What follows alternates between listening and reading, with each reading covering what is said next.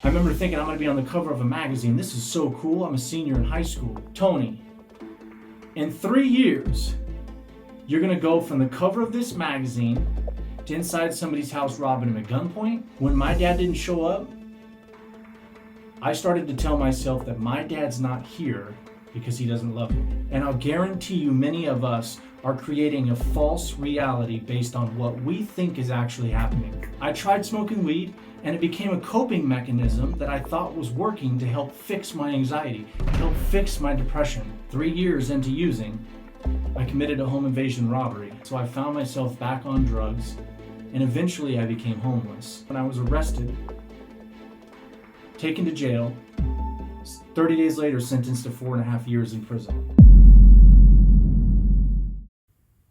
Yo, what's up guys? My name is Tony Hoffman.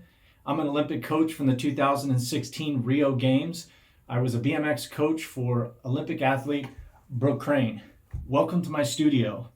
Today I'm going to talk about my life story, a small piece of it, and talk about how I made it to the Olympics as Brooke Crane's coach. Because as cool as that sounds, I went through some things in my life and I had to go through those things and learn how to navigate those situations to be able to accomplish the things that I've accomplished. And many of these things that I have experienced are things that you don't need to experience. I want you to learn from my mistakes and pay close attention to what I'm saying. Because I believe that what I was going through in my early years of childhood, in my teenage years, is something that each and every one of you are experiencing in your own way. But it's how we process those situations that are extremely important and will determine the direction our life takes and the destination that we reach. In the fall 2001, I got a phone call from an editor of a magazine. The editor of this magazine says, Tony, next month when you check the mailbox, you're going to get a magazine with your picture on the cover of it. I remember thinking I'm going to be on the cover of a magazine. This is so cool. I'm a senior in high school. I get this magazine. I'm on the cover of it. I take it to school and I'm showing people that I'm on the cover of a magazine. But if somebody would have sat me down and said, Tony, take a seat. We need to tell you some things about your life.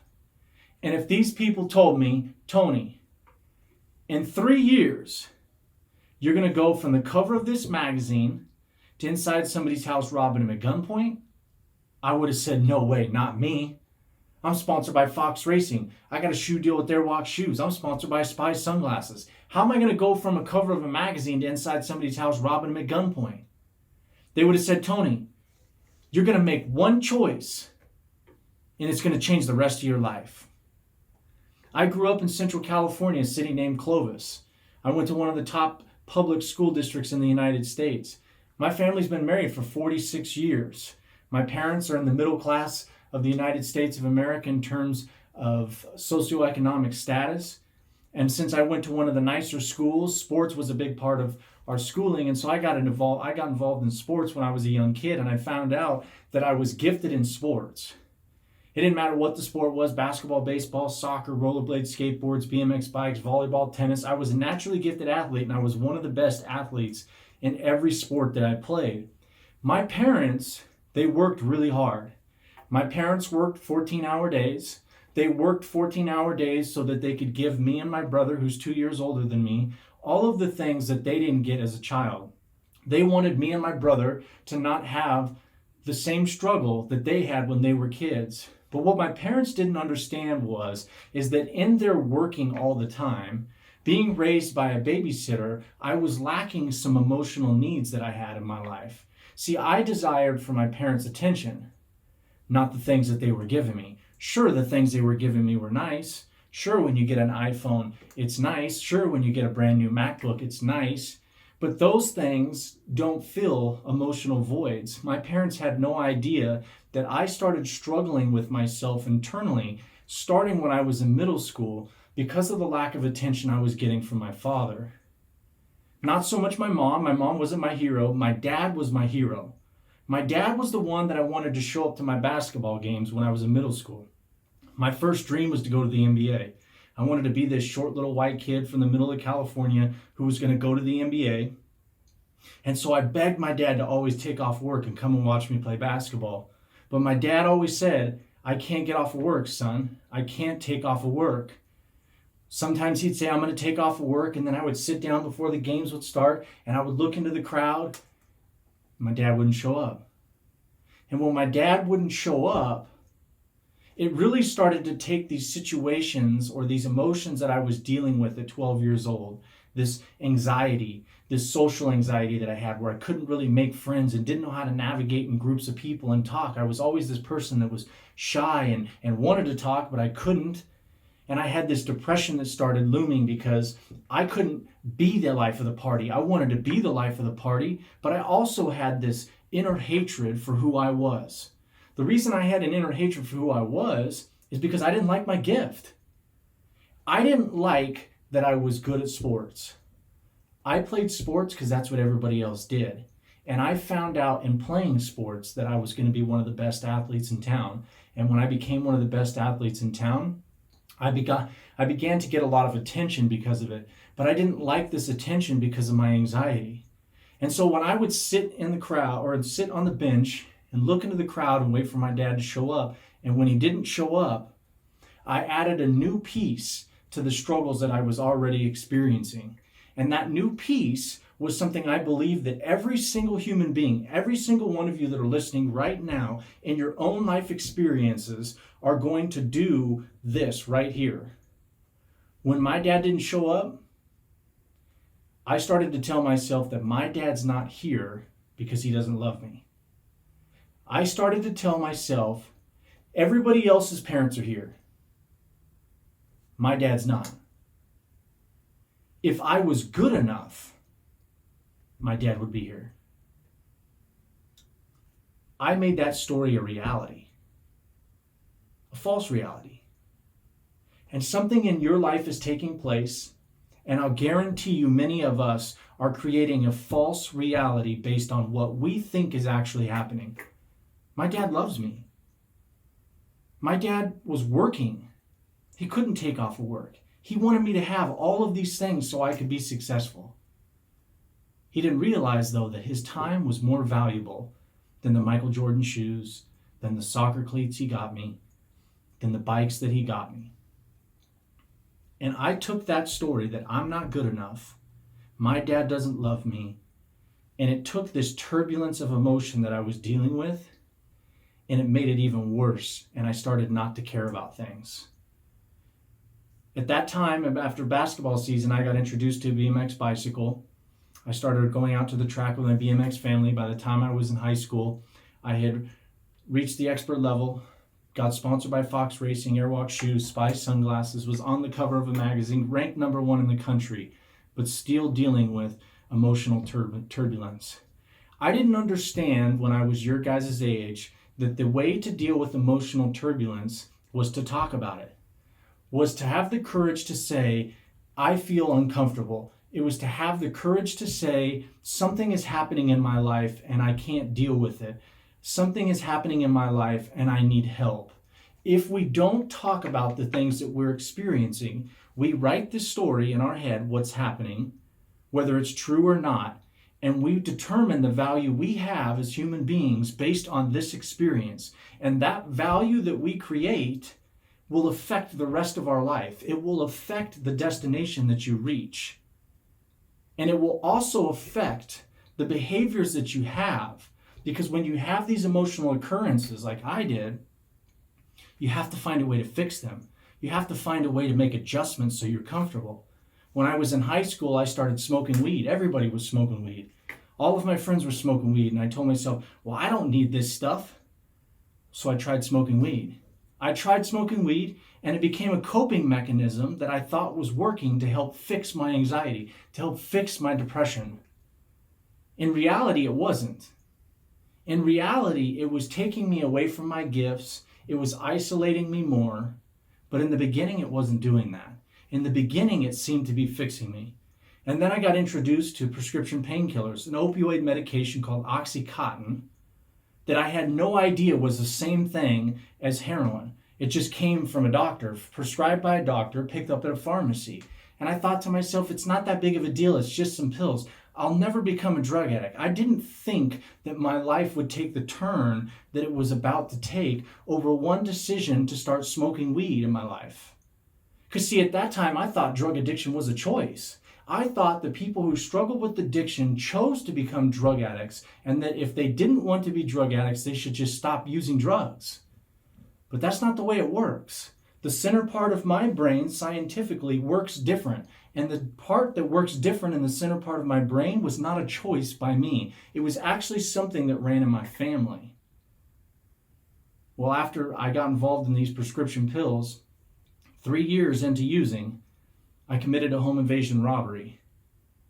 I robbed one of my friend's moms to get the prescription medication that was in her house. It was the biggest mistake I've made in my life.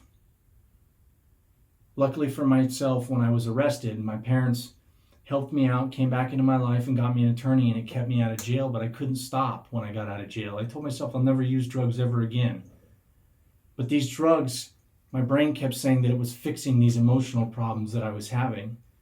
And I wasn't talking about these emotional problems that I was having, and so drugs seemed to be the answer. And so I found myself back on drugs, and eventually I became homeless. 2 years after I got out of jail, I told myself I would never use drugs again. 2 years later, I was completely homeless. Completely homeless. On January 21st, 2007, I had a spiritual experience. That spiritual experience changed my complete perspective on life. On January 22nd, 2007, I was arrested, taken to jail, 30 days later sentenced to 4.5 years in prison. When I got to prison, I had an opportunity to change my life. And I read this quote that was written in the ceiling of this prison cell that I was in. It said, "Be careful what you think. Your thoughts become your words. Be careful what you say. Your words become your actions. Be careful what you do. Your actions become your habits. Be careful what you make a habit, because your habits become your character. And your character becomes your destiny." And I kept reading it over and over and over. It made so much sense to me. And I thought to myself, I have an opportunity now that I'm in prison and I can't get drugs to get my life back. I have a new perspective on life, because as I'm in this prison cell, I'm feeling like I'm divinely being inspired to do 4 things. Get back on my bicycle and race BMX professionally, go to the Olympics, start a nonprofit organization for kids, and become a professional speaker. One thing that I learned is that when our life purpose depends on helping others, the accountability and intention in which we operate our lives is exponentially higher. So when I felt like I was being told that I needed to do this work when I was in a prison cell, I started thinking, well, how am I going to change my life? And then I developed this thing called the micro process based on this Bible verse that said, if you can be trusted with little, you'll be trusted with much. And so I told myself, I need to learn how to be trusted with all of these little decisions. And over time, if I can be trusted with little decisions, I'll be given the opportunity to manage bigger decisions. So I started by brushing my teeth every single day. Then I learned how to make my bed and organize my stuff. Then I started training for the Olympics in prison 2 years before I even got out. I wasn't going to get to ride a bike while I was in prison. I could have just waited, but I recognized that I had a moment right now to prepare myself, not only physically and spiritually, but mentally.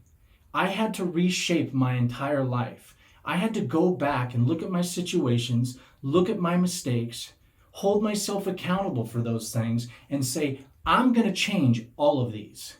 I'm going to fix all of these and not let my past mistakes or struggles hold me back, or not let my parents and what I thought my parents were lacking be the reason that I don't become something great, that I don't become something special. And whatever it is that's happening in your life, you have to hold yourself accountable.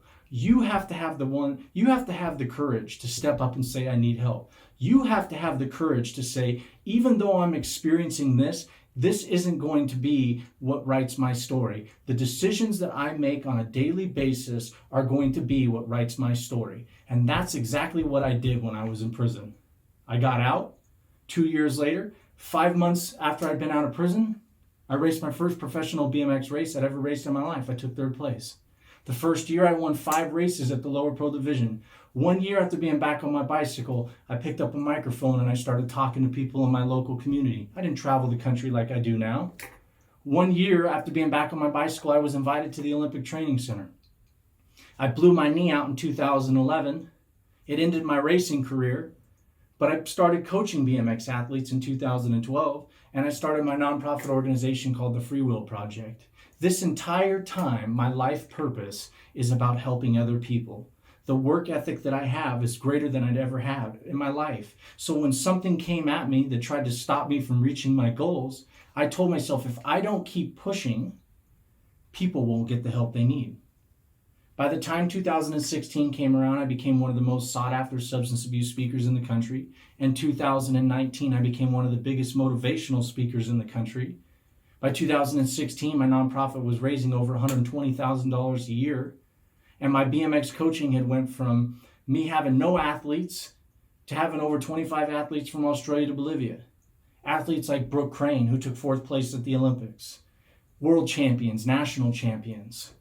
In 2016, I came back to the sport and I raced the Masters Pro class and I took 2nd place at the World Championships in Medellin, Colombia. The one thing I want you to get from my story is that we all go through things. When you see yourself and you ask yourself, why am I going through all of this? You have to remember this: we judge ourselves more harshly than we judge others. Other individuals are going through very similar situations. The circumstances of what they're going through might be different, but emotionally, we're going through very similar things. And the one thing that I wish I had done differently when I was your guys' age was talk about the situations that I had with my father. Talk about the stories that I wrote about my father in my head, because those stories almost cost me my life. They led me to drugs. Addiction became a part of me, and it nearly took my life. I'm fortunate enough today to sit in my studio and to record this video for you and to encourage you to have the courage to speak up and talk about what you're going through. And it doesn't matter what you are going through. Remember this: your destination is a culmination of your habits and daily decisions that you make over time. Thank you. Tell us what you think about this video and don't forget to like, share and subscribe.